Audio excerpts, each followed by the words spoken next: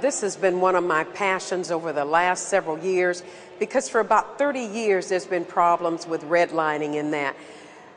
But what really got me into it is when we divided the population, and I said to my colleagues, when we make a difference in one segment of the population and the other, that I was going to stand and talk about this issue until it was resolved.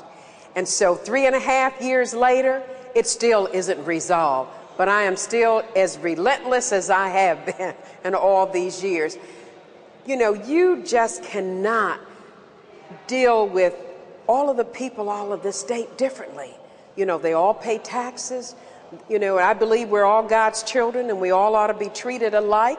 And so that's why I stand and fight this issue every day. Affordable insurance, it's simple, but we make it so complicated because we charge people according to their zip codes, where they live. No matter where in the state, it's all about your zip code, not about you, the individual. And I believe that's the fairest way. No matter where you live, you should be charged the kind of car you drive, your driving record, and the distance that you drive. Not where you live, not about what kind of credit you have. Your credit doesn't drive anything, And so I just believe that if I continue with this, and we're going to have this rally Wednesday, and I believe that with all of the people that are coming from all over this state, but more from Detroit, because Detroit is hit the hardest. Well, around this country, the median is $870 per year.